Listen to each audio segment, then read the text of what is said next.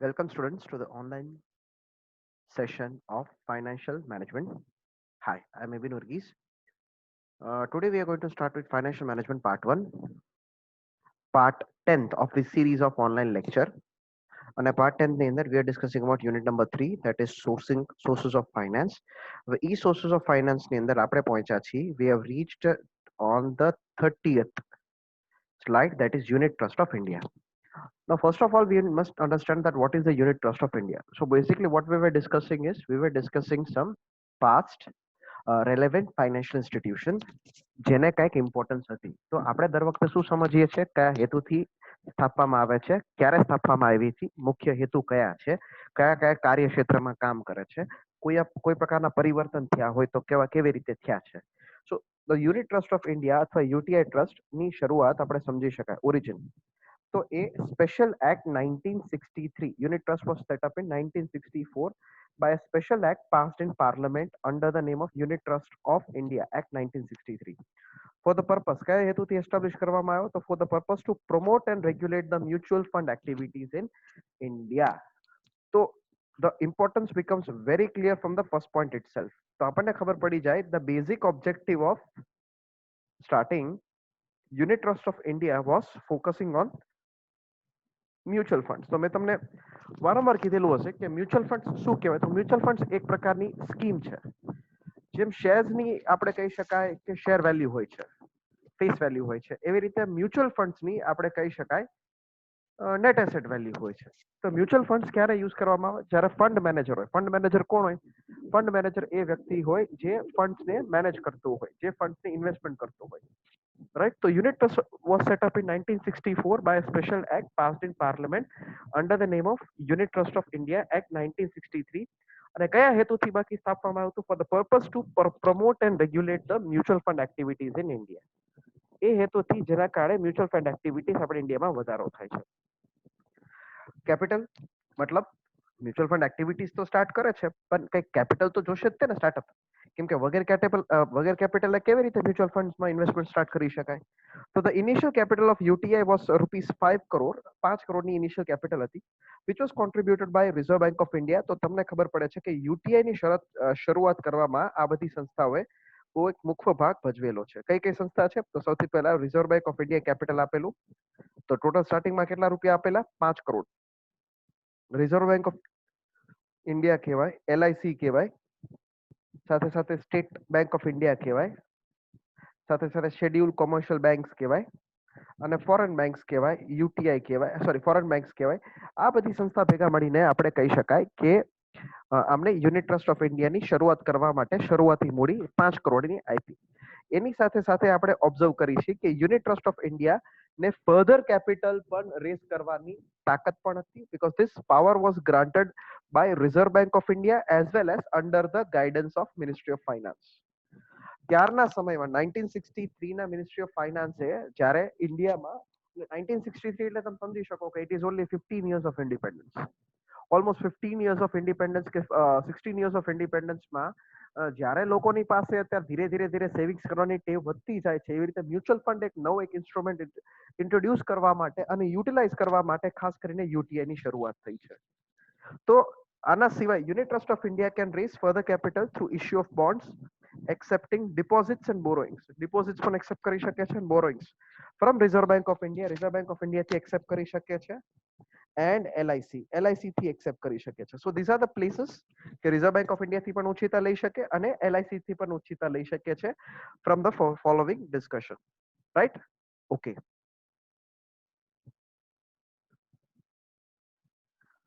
Now, what were the main objectives? What are the main objectives of establishment of UTI? UTI સ્થાપવા પાછળના મુખ્ય હેતુ શું હતો? તો યુટીઆઈ ની પાસે આટલા ઓબ્જેક્ટિવ્સ આપણે ઓબ્ઝર્વ કરી શકીએ છીએ. તો પહેલી વસ્તુ છે કે ઘણીવાર આપણે મ્યુચ્યુઅલ ફંડ્સને સમજવાની ટ્રાય કરી તો અમુક સ્મોલ ઇન્વેસ્ટર્સ હોય છે અને અમુક મીડિયમ ઇન્વેસ્ટર્સ હોય છે. સ્મોલ ઇન્વેસ્ટર્સ એટલે શું છે? નાના પાયાનું ઇન્વેસ્ટમેન્ટ કરતા હોય. ફોર એક્ઝામ્પલ, મહિનાના 500, 1000, 1500, 2000, 5000, 50000, 10000, 2 લાખ. મીડિયમ ઇન્વેસ્ટર્સ 2 થી 5 લાખ. તો હવે એ બધા લોકોમાં એક પ્રકારની સેવિંગ હેબિટ, બચત કરવાની હેબિટ, જેના કારણે એક્સેસ કેપિટલ કોઈ પ્રોપર જગ્યાએ યુટિલાઇઝ કરી શકાય. રાઈટ. એ જ રૂપે આપણે કહી શકાય to provide stock exchange benefits. Stock exchange benefits પણ પ્રોવાઈડ કરવાય. જે શેના આપણે પ્રોવાઈડ કરીએ છીએ? Benefits to small and medium investors. નાના અને માધ્યમ ઇન્વેસ્ટર્સને એ ઇન્વેસ્ટમેન્ટ બેનિફિટ્સ આપવામાં આવે, જેના કારણે exchange of securities can be possible, જેના કારણે કેપિટલનો વધારો થાય છે. To reduce the risk of investors through diversified investment. જે ઇન્વેસ્ટર્સનો જોખમ રહે છે, શાનો જોખમ રહે છે? કે કોઈ એક જગ્યાએ ઇન્ડસ્ટ્રીમાં, ફોર એક્ઝામ્પલ ઓટોમોબાઈલ્સ ની આપણે વાત કરી તો ઓટોમોબાઈલ જ્યારે રેગ્યુલર આઉટફ્લો ચાલતું હોય, રેગ્યુલર આઉટફ્લો ચાલુ એટલે શું કહેવાય? રેગ્યુલર આઉટફ્લો ચાલુ હોય એટલે તેજીમાં માર્કેટ હોય છે, ટુરિઝમ ચાલતું હોય, ત્યારે ઓટોમોબાઈલનો સેલ ધડાધડ થાય છે, જેના કારણે ઓઇલનું વેચાણ થાય, જેના કારણે ટાયર્સનું વેચાણ થાય છે. પણ જેમ જેમ આપણને ખબર પડતી જાય કે એક સેક્ટર બંધ થાય તો પછી એની અસર ઘણી જગ્યાએ પડે. જેમ લોકડાઉન પડ્યું તો બધી જગ્યાએ એની અસર પડી હતી, પણ આઈટી અને એ બધી ઇન્ડસ્ટ્રીઝ ડેવલપ થઈ હતી. તો બેઝિકલી યુટીઆઈ શું ગોતે છે? તો યુટીઆઈ એવા એવા ક્ષેત્રો ગોતે છે, એવા એવા વિવિધ પ્રકારના ડાયવર્સિફાઈડ રિજન્સ ગોતે છે, જ્યાં એ ઇન્વેસ્ટમેન્ટ કરી શકે છે, અને ઇન્વેસ્ટમેન્ટની સાથે સાથે એનું મેક્સિમમ ગેઇન કે રિટર્ન્સ મળે એ ધ્યાનમાં રાખીને કરે છે. To invest the funds on commercial purpose. Commercial પર્પસના કારણે એ ઇન્વેસ્ટમેન્ટ કરે. કોમર્શિયલ પર્પસ એટલે શું? બહુ મોટા પાયે, જેમ કે 500 કરોડ, 1000 કરોડ, 15,000 કરોડ જેટલો ઇન્વેસ્ટમેન્ટ કરે છે.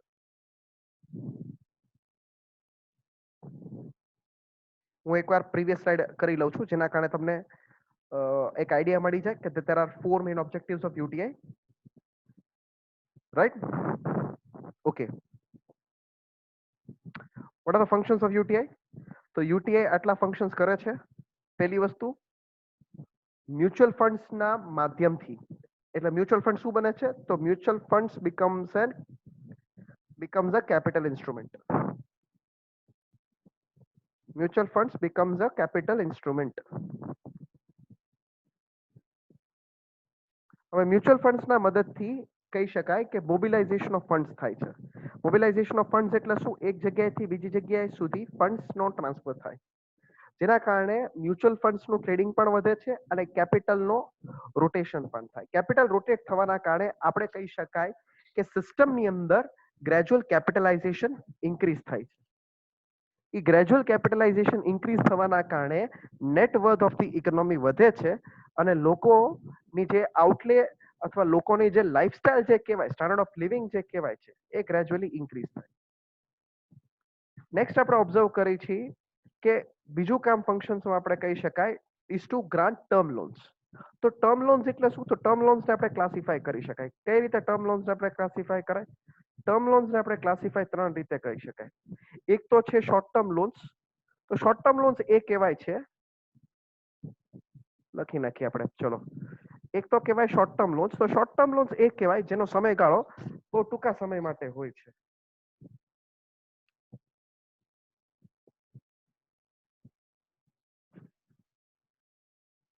પછી આવે છે મિડ ટર્મ લોન્સ.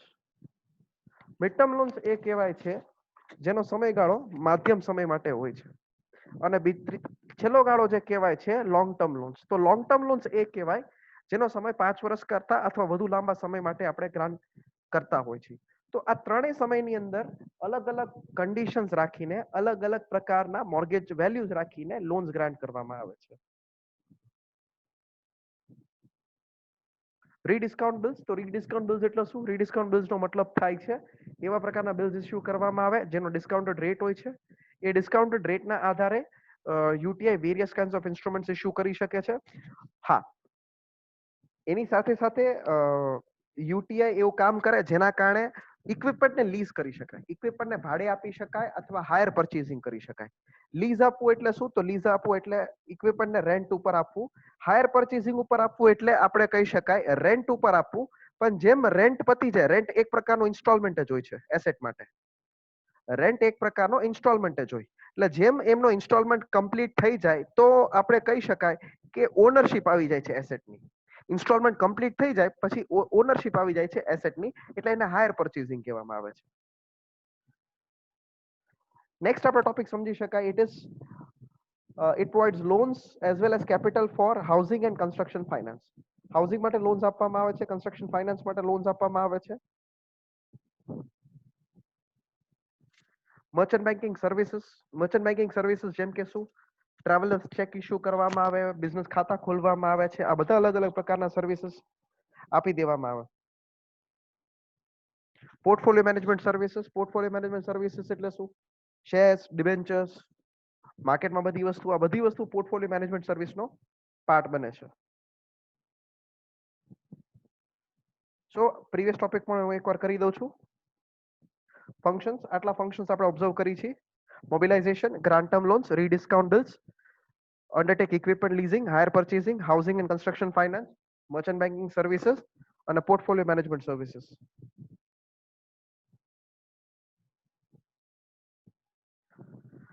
નેક્સ્ટ પ્રકારની બેંકની જો આપણે વાત કરતા હોય ને, it is industrial investment bank of India, જેને શોર્ટમાં આપણે આઈઆઈબીઆઈ કહેવામાં આવે છે. હવે આઈઆઈબીઆઈ ક્યારે અને કયા વર્ષની અંદર?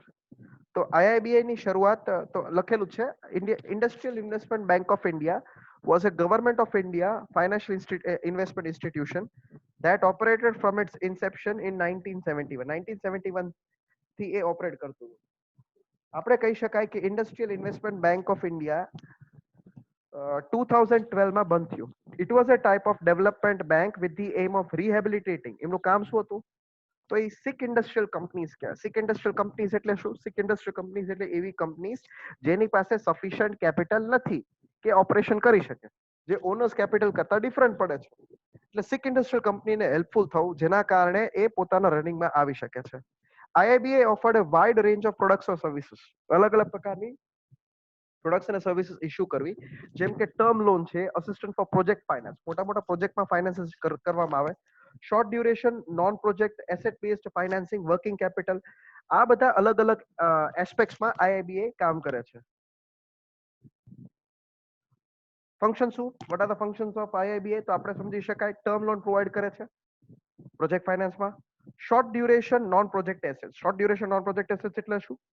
તો short duration non project assets નો મતલબ થાય કે ટૂંક સમય માટે પ્રોજેક્ટના કામ સિવાયના, જેમ કે વર્કિંગ કેપિટલ કહેવાય છે, જેમ કે debenture, floating cost, floating issues કહેવાય છે, back financing working capital, other short term loans to companies, equity subscription asset credit. Equity subscription asset credit નો મતલબ થાય છે કે ઇક્વિટી લોન્સને સબસ્ક્રાઇબ કરતા ક્રેડિટ આપવામાં આવે. પછી ઇક્વિપમેન્ટ લેવા માટે ફાઇનાન્સ કરવામાં આવે, જેમ કે મશીનરીઝ લેવાની હોય, ટૂલ્સ લેવાની હોય, સ્પેર પાર્ટ્સ લેવાના હોય, right. Investment in capital and money market instruments. અલગ અલગ જગ્યાએ કેપિટલ માર્કેટ અને મની માર્કેટ ઇન્સ્ટ્રુમેન્ટ્સમાં રોકાણ કરવું. So this is the function of IIBI. Next, IDBI નો નાનો ભાઈ, બરોબર. તો આઈડીબીઆઈ નાના ભાઈને આપણે શું કહીએ છીએ? આઈડીબીઆઈ નાના ભાઈને આપણે કહેવાય એસઆઈડીબીઆઈ. તો એસઆઈડીબીઆઈ નો ફૂલ ફોર્મ થાય છે small industries development bank of India, right. તો એસઆઈડીબીઆઈ ની શરૂઆત ક્યારે થઈ હતી? એસઆઈડીબીઆઈ ની શરૂઆત આપણે જોઈ શકીએ, is a development financial institutions in India. ખાસ તમારે યાદ રાખવાની જરૂર છે, it is headquartered at Lucknow and having its offices all over the country. બધી આખી કન્ટ્રીની અંદર એની ઓફિસીસ છે. Its purpose is to provide refinance facilities and short-term lending to industries. નાના પાયાનું લેન્ડિંગ ઇન્ડસ્ટ્રીઝને અપાય, and serves as principal financial institutions in micro, small and medium industries, જેને આપણે શોર્ટમાં MSME કહીએ છીએ. SIDBI also coordinates the functions of institution. અલગ અલગ જગ્યાએ જે સિમિલર એક્ટિવિટીઝની અંદર પાર્ટિસિપેટ કરતી હોય, એ એક્ટિવિટીઝને આપણે ફોકસ કરી શકાય. It was established on April 2, 1990. April 2, 1990 માં SIDBI ની શરૂઆત થઈ હતી.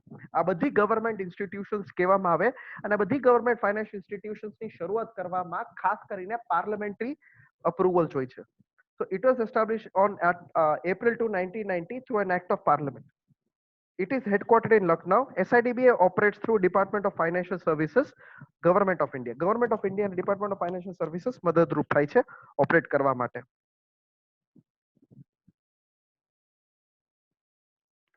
ફંક્શન શું છે? SIDBI ના ફંક્શન્સ આપણે ઓબ્ઝર્વ કરી શકાય. there are 9 functions. તો SIDBI first of all refinances loan. refinances loan એટલે શું કહેવાય? refinance લોન કરવું એટલે ફોર એક્ઝામ્પલ આપણે કહી શકાય કે એ પાર્ટી બી પાર્ટીને લોન આપે છે, રાઈટ. હવે સી પાર્ટી શું કરે છે? સી પાર્ટી બી પાર્ટીને કોન્ટેક્ટ કરી લે કે અમે તમારી બદલે લોન ચૂકવી દેશું. બસ તમારે રેટ ઓફ ઇન્ટરેસ્ટ હાઈ કરી દેવાના, જેમ કે 8% હોય તો 8%ની બદલે 10% આપવાના અને વધારે હપ્તા આપવાના. So SIDBI was the third category of institution.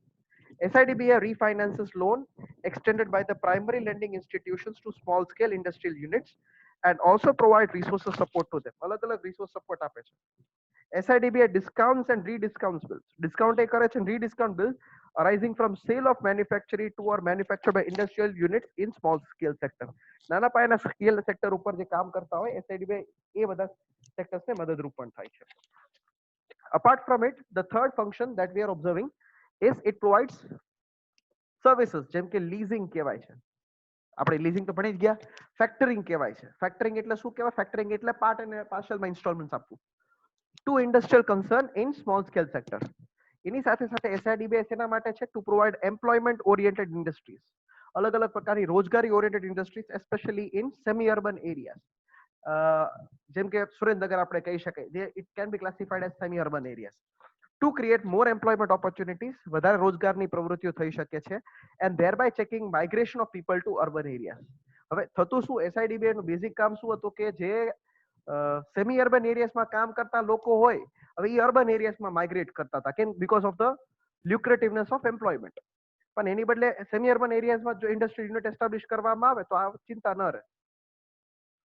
To initiate steps for technological upgradation and modernization of existing unit.